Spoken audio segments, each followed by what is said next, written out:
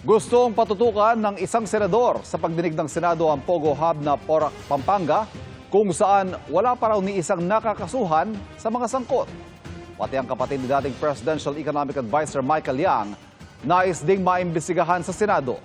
Nakatutok si Mav Gonzales. Sa Martes ang huling pagdinig ng Senado ukol sa mga iligal na pugo.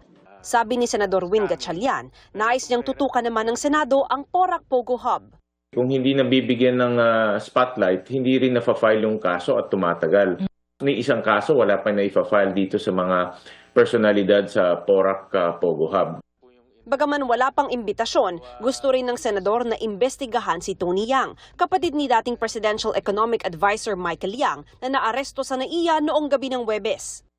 Meron kasing isang personality doon sa Bamban, si Mr. Khan. Meron siyang joint account with Tony Yang. At malaki ang perang pumasok dito sa joint account, almost 2 billion pesos. Pag inad natin yung perang yan, swak yung 7 billion pesos na ginamit para ipatayo yung Pogo Hub sa Bamban. Yun yung connection na nakikita ko. Hindi rin klaro pa ngayon kung saan nanggaling yung pera at ano yung pinaggamitan ng pera. Sa Senate hearing na ungkat ang koneksyon umano sa Pogo ni dismissed Bamban Mayor Alice Go. Nakakulong pa rin siya sa PNP Custodial Center at inaasahang ililipat sa Pasig City Jail bukas para sa kasong qualified trafficking.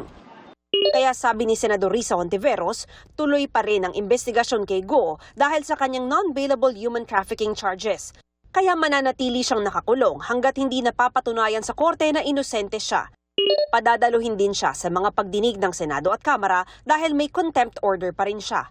Ngayong linggo naman tatalakayin ng PNP, CIDG at PAGCOR kung sino ang dating PNP chief na nagpatakas umano kay Go at nasa payroll ng dating alkalde. Depende raw sa sasabihin ni PAGCOR Senior Vice President Raul Villanueva ang magiging direksyon ng investigasyon.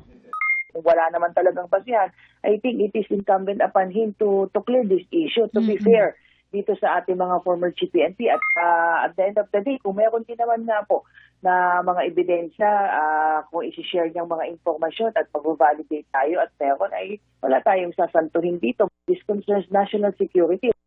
Para sa GMA Integrated News, Mav Gonzales, nakatutok, 24 oras.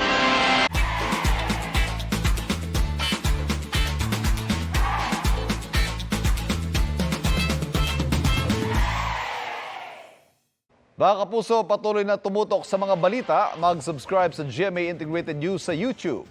Sa mga kapuso abroad, samahan niyo kami sa GMA Pinoy TV at www.gmanews.tv.